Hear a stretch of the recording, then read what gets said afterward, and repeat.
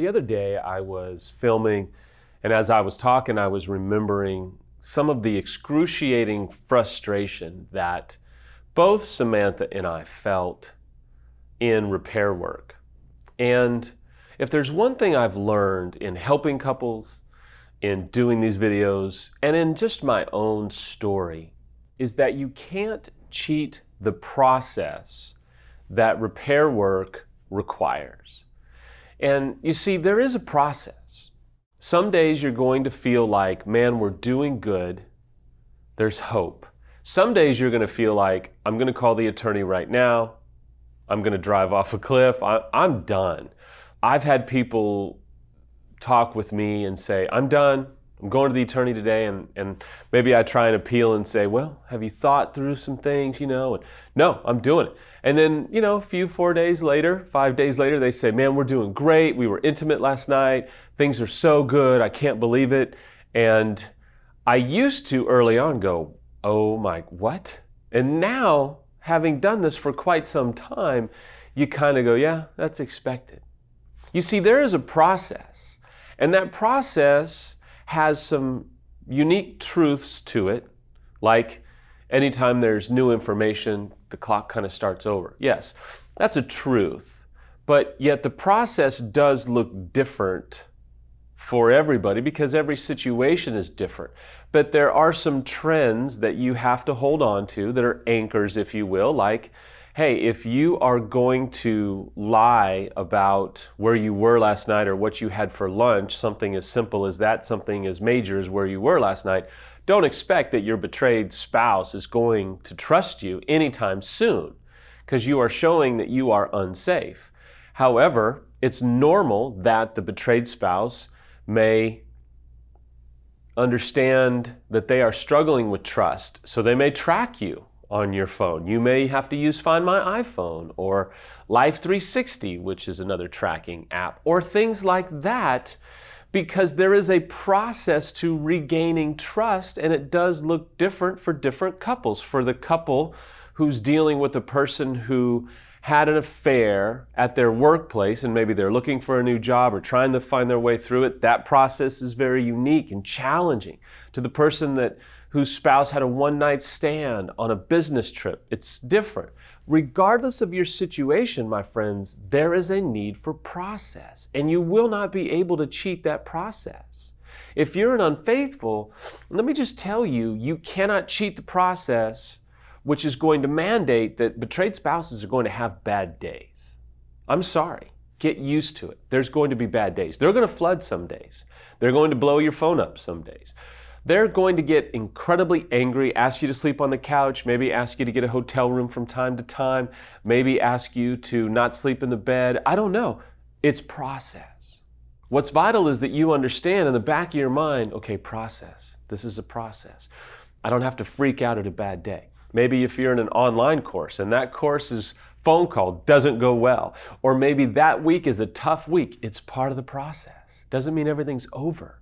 It just means that's a tough day or a tough week, maybe even a tough month. I assure you, if you're going to try and save your relationship, you're going to have tough days, tough weeks, maybe even tough months, and that's okay because it is part of the process. And some days you'll feel like you're gaining 2 steps forward and like, yes, we can do it. And then before you know it, something will happen and you're like, I just want to put anthrax in my partner's car. I mean, you just have those moments. Now, before I go any further, that does not mean that, for example, you as an unfaithful would say, well, yeah, I called the affair partner last night, or yeah, I have been talking to the affair partner, but you need to get over it because this is a process. No, you are using something like process to justify your refusal to get healthy, your continuous acting out, and the fact that you are not a safe individual. So don't go using the word process to justify your relapse. It doesn't work that way.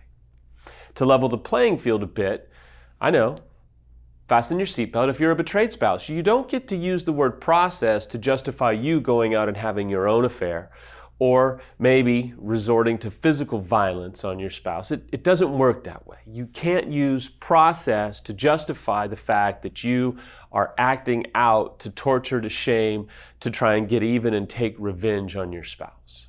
You see, process reveals whether or not you're serious. Are you going to check out on the bad days? Are you going to give up on the bad days? Or are you going to learn persistence and perseverance and even have several discussions with yourself about how bad do you want it?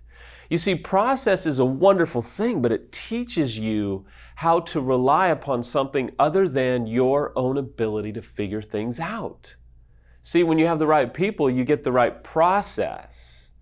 And that process helps you begin to trust the fact that it's not the end of the marriage or relationship, it's just a bad day, it's a bad fight, it's a bad moment, it's a bad chapter. But we are involved in a process. And then that helps me kind of have a discussion with you and say, well, what process are you using? I read this today on Twitter. It said, vision without execution is hallucination. I'm not doing my job if I don't ask you, what process are you using? Reading a book? I'm sorry, it's not sufficient. General counseling? I just hope that that general therapist is studying or getting trained or has training on how to deal with infidelity, because the cold hard truth is, most of the time, unless that therapist is an expert and has been through infidelity before and has been working with couples in crisis for at least maybe 5 to 10 years, there is a point where the process just doesn't take you where you want it to take you and it starts to break down.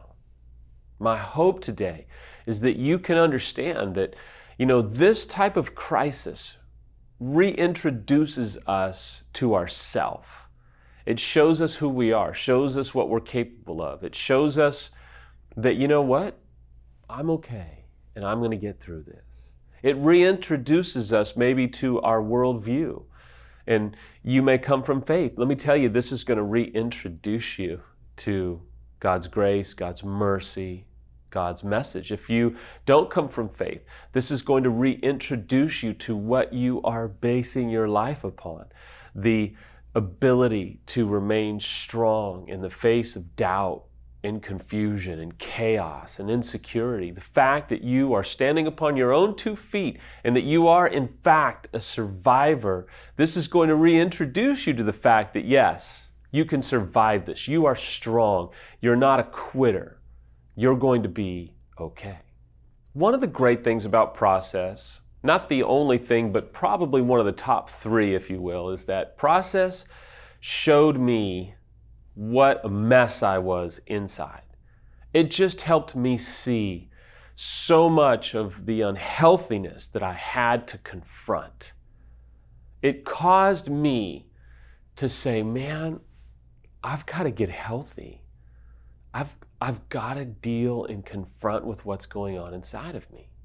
You see, vision without execution is hallucination. What execution are you involved in right now? What process are you committing yourself to? I hope you'll get help. I hope you'll go to affairrecovery.com, look at our courses, look at our EMS weekend, try the free boot camp.